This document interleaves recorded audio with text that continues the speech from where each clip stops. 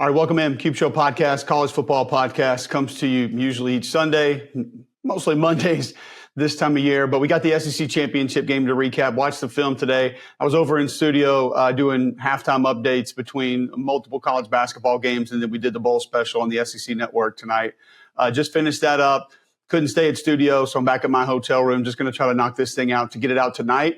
And probably have a bowl special a little bit later in the week where we just go through the bowls, the matchups, kind of give you our thoughts on those. I was in Atlanta for the SEC Championship game on the MegaCast. If you watched it, thank you so much. Had an absolute blast. Got into Atlanta late afternoon Friday, had dinner with Stanford Steve there at the hotel. We got to catch up a little bit. Went to the Hawks game with Marty Smith, Taylor Zarzar.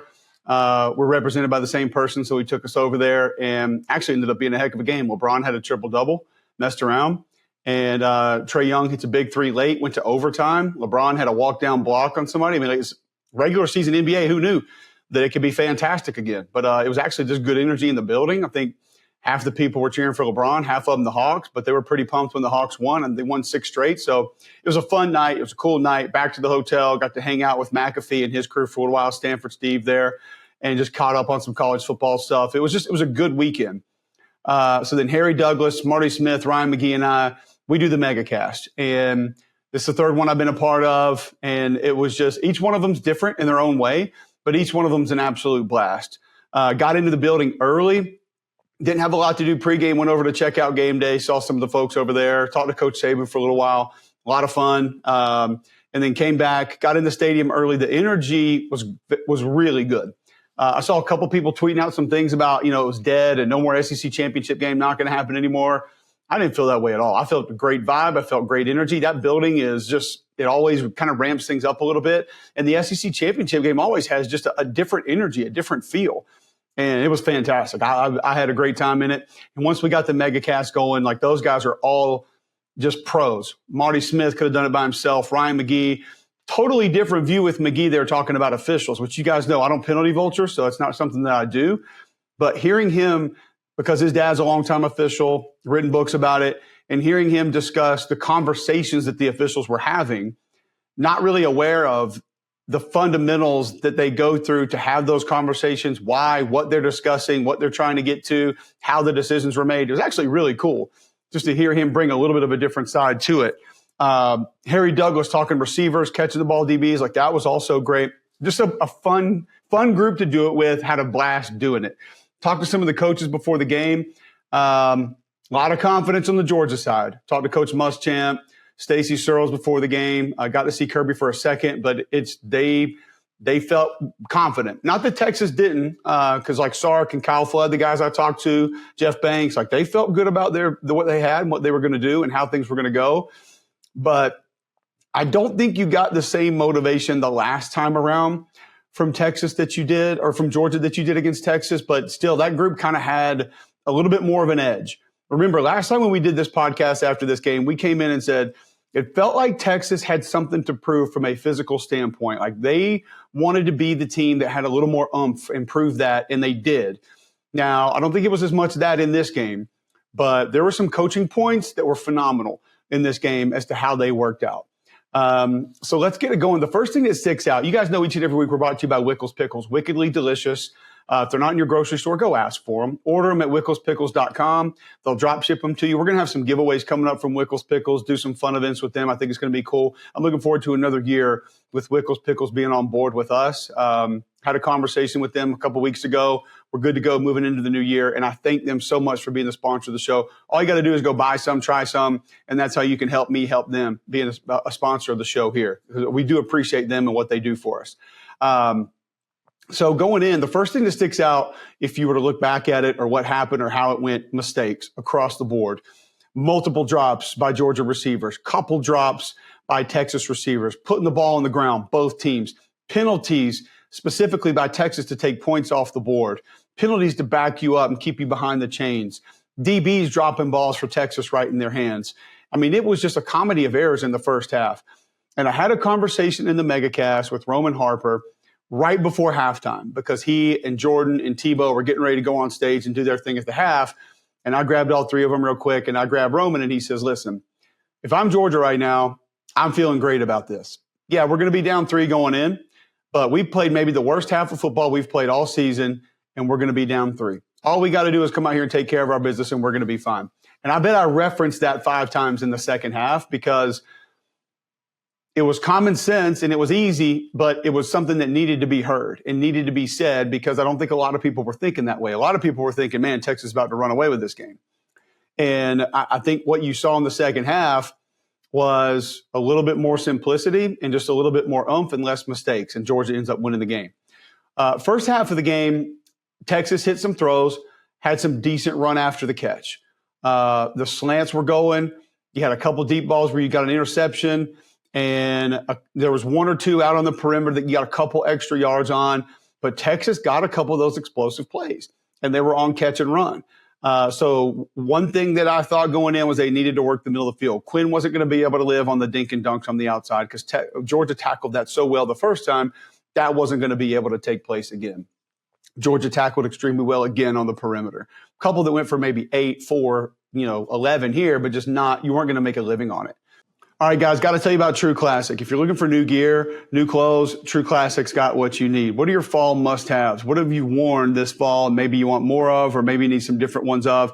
The best-selling T-shirts, hoodies, jeans, and more in 3, 6, and 9 packs. Premium products and affordable price. True Classic has it all for you. They're going to change your wardrobe at a very reasonable price. Shirts that define your best features with a perfect fit, snug in the arms and chest, just the right amount of room in the midsection. Fall and winter must-haves, long sleeve Henleys, waffle hoodies, jeans, button-ups, joggers, and more. Active wear, moisture wicking, quick dry, odor control. You can mix and match clothing to work with your lifestyle, all from True Classics.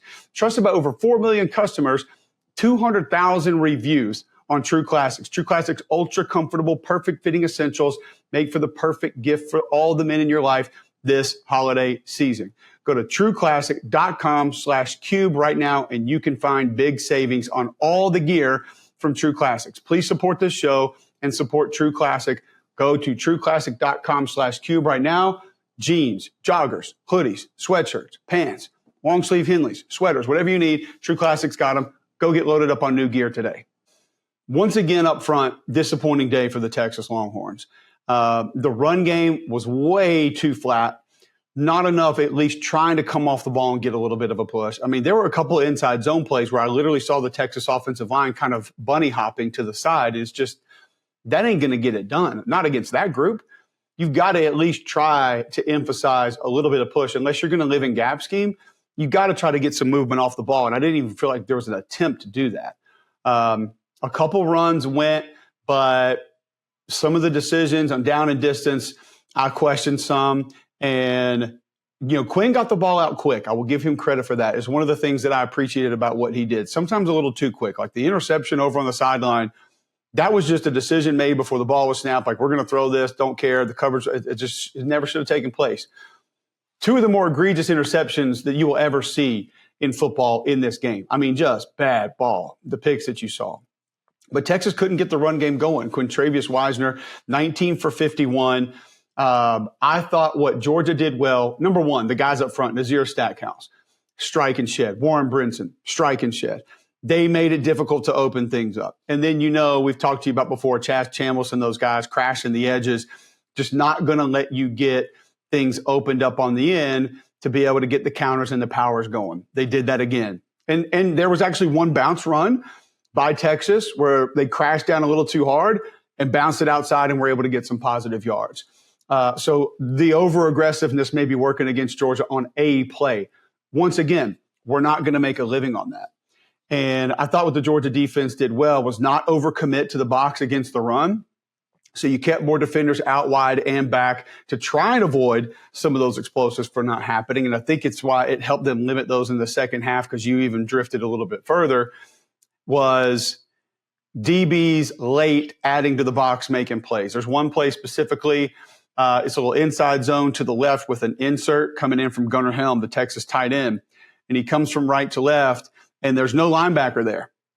So really like a 5-man box, 4 down, front side linebackers playing up. So he kind of gets lost, and it's there. Like front side A gap, boom. I mean, it could go 20 yards. Here comes Malachi Starks because the tight end that's going to insert instead of climbing, because I don't think he saw anything, he just goes and rams the defensive tackle and like helps double team him, gets a little bit of movement. And it's like the sea has parted. Here comes Malachi Starks right in there, makes the play, and it literally goes nowhere. The Georgia run game got going. I think part of that was commitment. I think part of that was just an understanding of we got to stay with this. We got to see where it opens up. There was nothing in the A gaps for the Georgia run game. It literally was not there. It wasn't going to happen. I thought they had like some dumb mistakes early in the run game where you turned a guy free or you came off a combo. I know there was one whiff on an inside zone to the left that I saw. I think the right guard whiffed. Played better later, and the stunts inside. I thought Georgia started to manage those a little bit better as the game went on. Got them once or twice early, but then front side, that was an issue early on, and they started to handle it. And that's why that ball started going off tackle a little bit to maybe help them have some success. But I thought one ran hard. I thought Trevor Etienne really did run hard. Like he was definitive in hitting it off tackle and then getting north and south. I thought Nate Frazier did a couple of good things when he was running the football. There were some must-have moments where those backs made some big runs and some big plays. We mentioned the drops like Arian Smith. Like it was rough. It was a rough day, but I like that they kept going back to him. I think you show right there that you're still going to be a part of our game plan. We need you to win this football game. Tight end usage. Once again, I talked to Bobo on the field before the game. I was like, man, great use of tight ends last week. I love how you hit them, used multiple, whether it was a waggle or whether it was kind of that wheel route combination that they used. And they almost had that again for another touchdown. They settled for the little check down right there. But Jurasek, Delp had, Lawson Lucky had the one amazing catch on the rollout from Gunnar Stockton. But those tight ends, Delp had 3 catches, Jurasek 2, Lucky 1. So it didn't have to be one guy dominating, but you had to use them because play action was going to be there. Probably need them in the run game a little bit to sort of manage some things. But you're talking about a Georgia football team that threw a pick, okay, that both quarterbacks fumbled one time.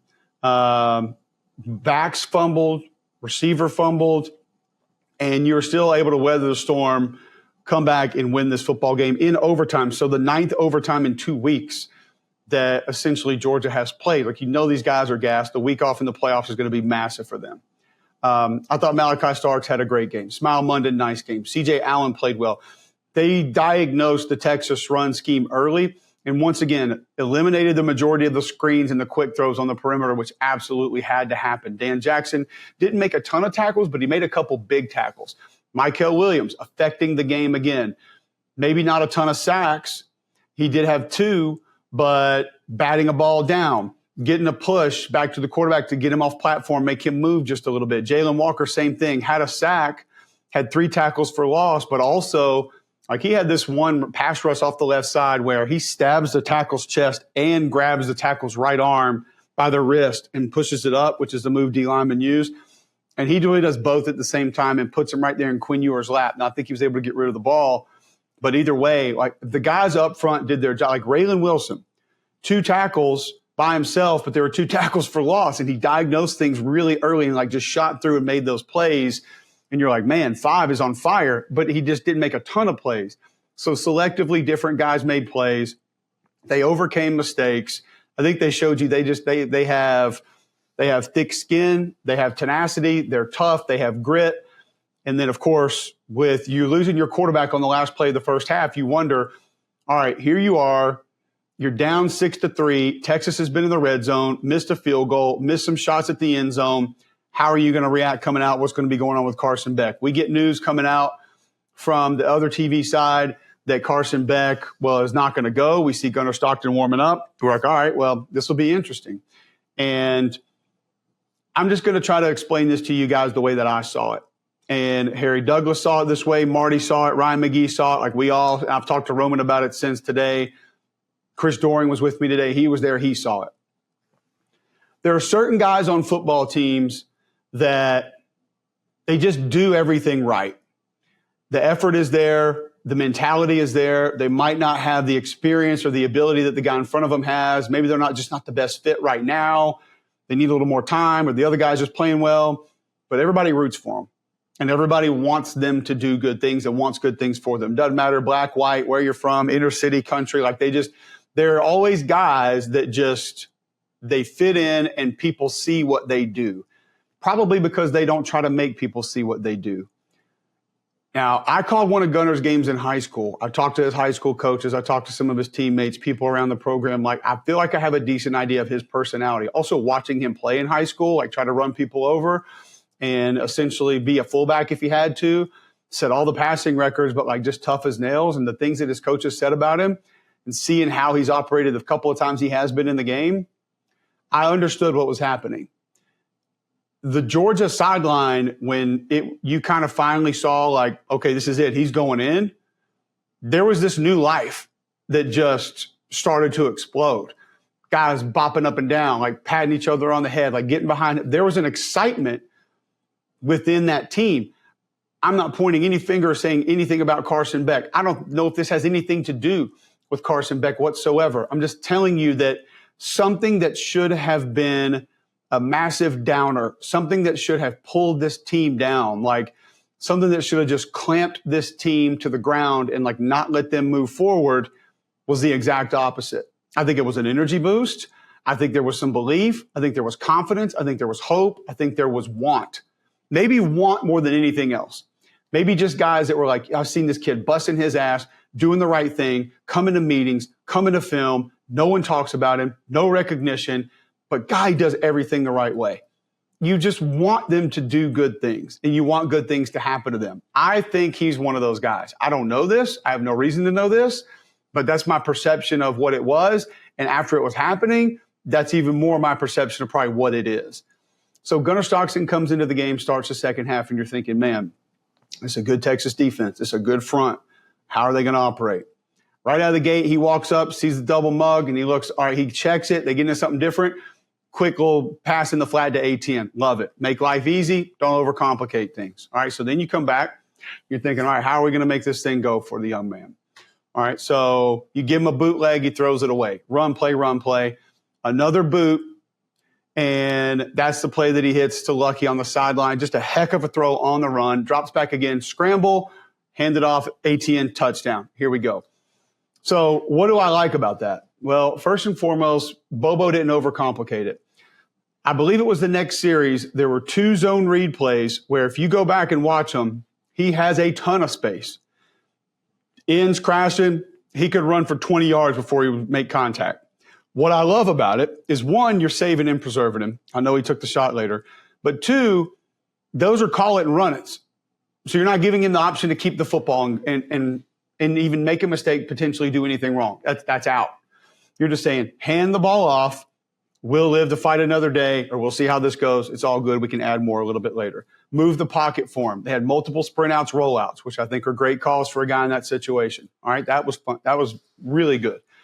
Some of the quick throws, like actually, you know what? The second play was a little comeback route that he hit to Aaron Smith, and just a dart right in his chest. Smith catches it, also big, had to happen, huge, because he had drops, and 1, for Gunnar to throw it to him, show the confidence, coaching staff confidence. 2, for him to catch it and say, all right, kid, we're with you. We're going to help you out here today.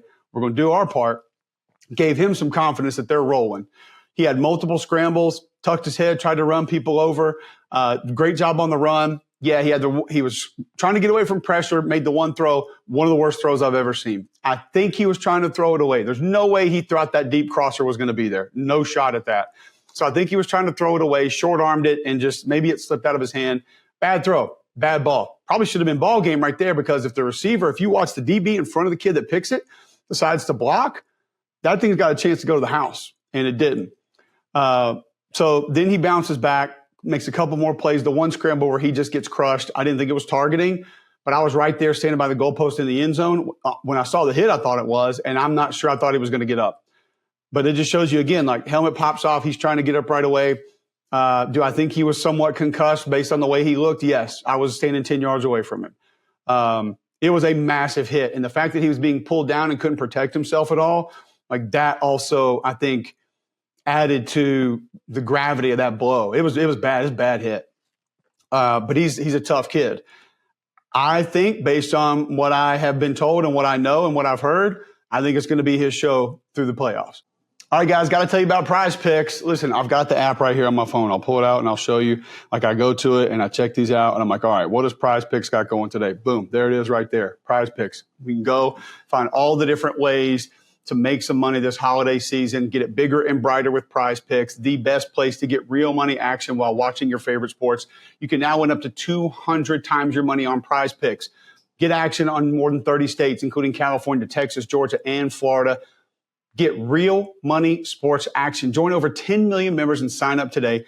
Prize Picks invented the flex play, which means you can still cash out if your lineup's not perfect. You can double your money, even if one of your picks doesn't hit. Prize Picks puts their members first, so all withdrawals are fast, safe, and secure. When my pick hits, I can get my money as quick as 15 minutes. Prize Picks now offers MasterCard for quick and easy deposits into your account this sports season. Join now because this holiday season, Prize Picks is giving away 2 free picks in December. They're giving away $30+ million in rewards during Pickmas. That's right, Pickmas happening right now at Prize Picks. There's a lot of different ways you can play. You can look at the football board, select Jared Goff for more than 230 yards passing, Saquon Barkley, more than 1 touchdown, Travis Kelce, more than 70 receiving yards, college football, NBA, college basketball. Get it going with Prize Picks now. It is so easy to pick up that app, get in there, see a couple of games that you like, and then get it going right then and right there. I got Prize Picks on my phone, play all the time. I love it. It makes it more fun. It makes it more interesting, and you can do the same. Go to Prize Picks today.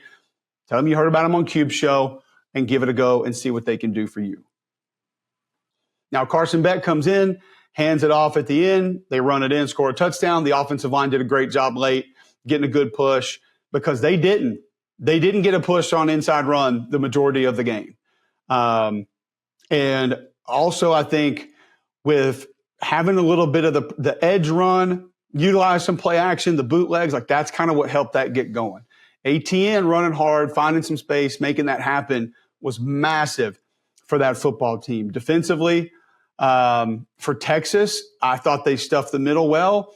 Andrew McCuba played a hell of a game. I think he got beat once in pass coverage, but 11 tackles, 2 TFLs. He knocked a pass down. Vernon Broughton was in the backfield again, just like last week. Anthony Hill had a good game, but that last play, I thought he misread it. And there was a couple that I felt like he just fit a little bit incorrectly. Jahdae Barron had a good game. Taft made some good plays. I saw Alfred Collins getting in the backfield a little bit. Colin Simmons have a couple nice pass rush reps. Trey Moore had a couple good pass rush reps, but just when you had to have a stop, you couldn't get one. And ultimately, that was the difference. In those must-have moments late, Georgia was different. The third downs were about even. Texas outgained Georgia, 389 to 277. I mean, the numbers at the half were disgusting for Georgia's offense. But Texas had 11 penalties in this game, 3 turnovers in this game. You're not winning football games doing that. And they dominated the time of possession in the first half, but end up losing it for the game. So I thought some of the Texas receivers had huge games. Thought they did their part to be able to help the quarterback out, to make the offense go a little bit further. Matthew Golden was awesome. 2 was like 8 for 162. DeAndre Moore had 9 for 114 and a touchdown. They were good. They were great. Bond got a little bit dinged up at some point. Gunnar Helm, I thought, needed more targets. He had the one little quick screen, made some positive yards, 1 for 11. Ryan Wingo had 1, but I thought he could have had a few more. There were a couple of times I just felt like Quinn got locked on to either routes or guys. And he missed a few corner shots that were there. And a couple, like we said, I thought he let go of just a little bit too quickly. But the pass rush was there for Georgia, and they didn't have to overcommit. How about Georgia hits another corner crash in this game? Ask yourself this question. Like, they hit 2 in the first game, got the ball out on 1. They get the ball out again on this one. How many corner blitzes do you actually see hit the quarterback across the course of a football season? And I'm not talking about from one team. I'm talking about in all of college football. Like, there's a handful of these that actually work every week, every year, every month, whatever, every conference, every team. And Georgia comes back and you get caught with that again. Some of the pull protection, some of the slide protection allowed leakage again for the Texas offensive line. Like, that shit can't keep happening. When the same story starts showing up on how you got beat the first time, the second time, even though you made some improvements, like, that's got to be frustrating. So, hell of a game for Kirby in Georgia. I think they showed you they're weathered, they're battle-tested, they got grit, and that's going to be huge in the playoffs, man. Like, I think they'll get extra time off and get rested, and that's going to be massive. Don't forget about Blue Delta jeans. Blue Delta jeans, the most comfortable denim you're ever going to wear. Premium denim, stretchy, flexible. They are the best. Custom fit just for you. And they can digitally fit these now as well. So you just go to bluedeltajeans.com. They're going to get you fit. Christmas right around the corner. bluedeltajeans.com. Get the gift card for the loved one in your life, and they're going to have a pair of jeans that they're going to wear forever. I don't go anywhere without Blue Delta jeans. They are my absolute favorite. And I got 2 new pair a couple weeks ago. I'm still trying to break them in because the one pair I've had forever, that's the only one that I want to wear because they're so damn comfortable. BlueDeltaJeans.com. Tell Nick and the guys that Cube Show sent you. All right, so let's just go to the college football playoff. I know all the conversation is going to be about SMU and Alabama. I think it's a lot deeper than that. I think the committee screwed up by saying that they weren't going to change anything going into the next week, which would be Championship Saturday. Why you even set yourself up for that, I have no idea.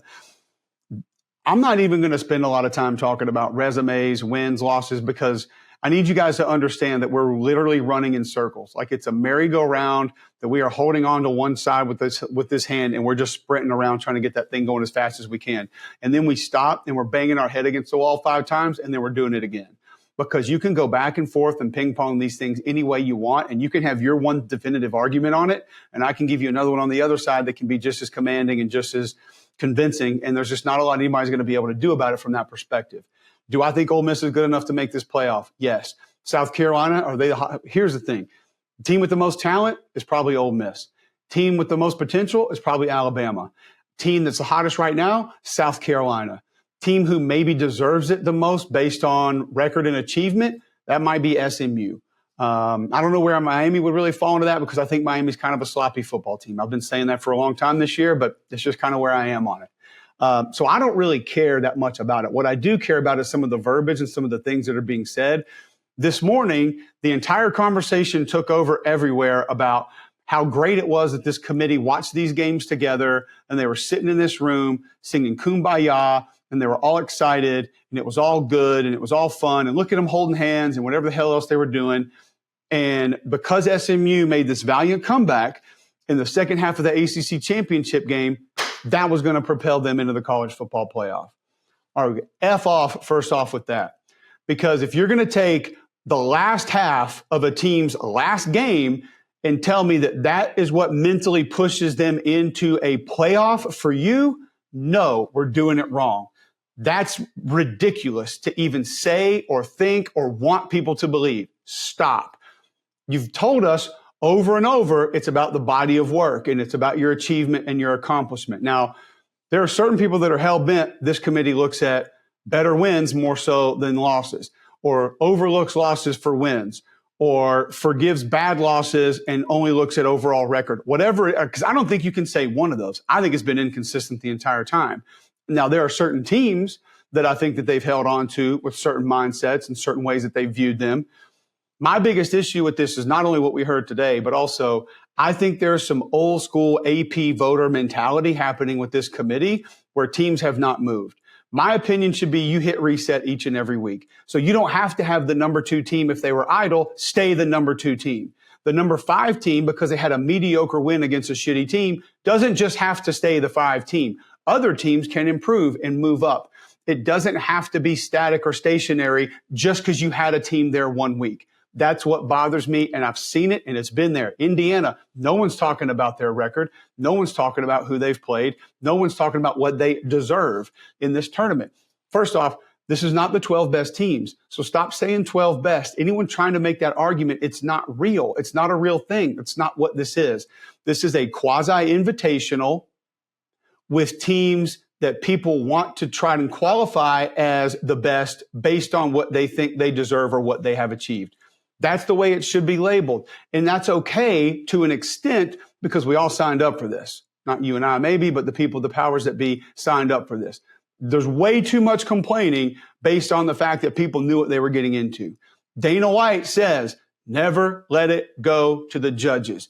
You controlled that. You had the opportunity not to let that happen. So when you get your ass kicked in Norman, Oklahoma, or you go somewhere else and let somebody throw a Hail Mary to beat you, that's a crummy football team.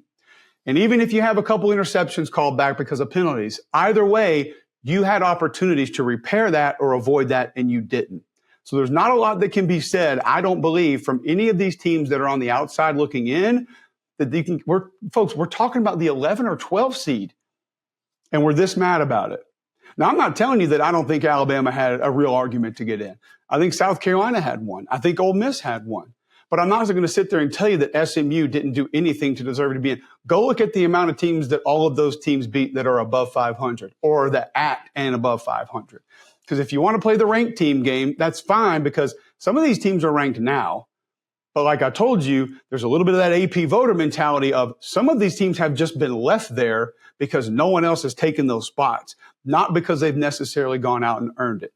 All right, guys, Better Business Bureau of Alabama, if you need help with your digital business, whether it's a digital billboard, trying to get people to your website, building a new website, the Better Business Bureau of Alabama can help you. Go to bbb.org now, put in your zip code. Wherever you are, they're going to be able to help you. Offices in Birmingham and Montgomery, so you can stop by, go check them out there. But here's what they want to do. Get people to your business, whether it's a storefront, online. Maybe you want to know how does online marketing even work? Where does my money need to be? Do I need to be on a digital billboard? Better Business Bureau of Alabama is going to help you do this, and they want to help you do this. They've helped over 3,000 businesses in the state of Alabama, and they want to help yours today. Go to bbb.org and plug in that zip code and see what they can do for you. To the bracket, that's all I have to say about that. Love the draw for Georgia. I don't care if Gunnar Stockton's a quarterback or not. You're going to get Indiana or Notre Dame, both great matchups for the Georgia Bulldogs, who are the 2 seed. Oregon obviously winning the Big Ten title game. They're going to be the 1 seed. They're 13-0. Georgia's going to get Indiana or Notre Dame, both great matchups for Georgia. The style football that they play, I think, feeds into exactly what Georgia wants to do and who they want to be. Then you're potentially going to get SMU or Boise. You might get Penn State, which I don't think is a bad matchup also. So either way, I think there is not a bad matchup that Georgia can get in their first or second playoff game. Georgia's going to be in the championship game. I picked Georgia to win the national title at the end of the season. I'm not going to get away from that. Texas's path is not that bad. I like their matchup against Clemson. I don't like their matchup against Arizona State. A physical brute force football team that does not give a rip. Don't like them in that matchup. If I was picking it right now, you got to pick an upset somewhere. I might pick Arizona State over Texas. Tennessee is going to beat Ohio State. I'm actually not even really concerned about that game. People talking about weather and cold and ball security. Tennessee's going to run the football. Tennessee has one of the better defensive lines in college football. Ohio State lost their left tackle a couple of weeks ago. They lost their center a couple of weeks ago. The offensive line hasn't been great all year. They're not an overly physical football team. I think the Tennessee defensive line can control that game, force Ohio State into throwing it more than they want to, and then that will become problematic with the edge presence that Tennessee has rushing against people who have not played tackle or have not been elite at tackle this season. I don't think Nico is going to have to do a lot of heavy lifting in that football game. Dylan Sampson will. And if you want to try and load up the box, let him take his shots down the field, and the chances are Tennessee will come up with 1 or 2 of those and everything will be okay. SMU can get Penn State. I'm not sure that they will. I actually like that matchup for Penn State. I don't like the matchup for Penn State against Boise the second time around. However, I do think if you put all your eggs in the basket of slowing down Ashton Genty, Penn State has a chance to get past that one. Either way, they're not getting past Georgia. I don't know if Tennessee, after that game with Ohio State on the road, coming home, going back to play Oregon all the way out in the Rose Bowl, is going to be able to get that game. I think Oregon pushes through, whether it's Texas, Clemson, or Arizona State. I think Oregon wins. Oregon, Georgia in the national championship game, and I'm going to take Georgia to win the national championship as for this moment. So that's it. That's the college football playoff bracket. That's what I like. We're going to probably change a few of those. We'll talk about them more. I'll watch more film on them. We'll break them down as things go on. Always appreciate you guys being with us. It has been a fun season. It has been awesome. Thank you so much. Greatly appreciate it. We'll be back throughout the playoffs. The portal is going to be wild tomorrow. Coaching change is already happening. More coming in the SEC. I promise you that. Not head coaches, but coordinators is coming. Don't forget to subscribe. Click the subscribe button right now. Apple Podcast, Spotify, we're also there. Follow us on social, @Cube Show, Twitter, Instagram. Thank you all so much. It's been a hell of a year, and we got a quarter of it left.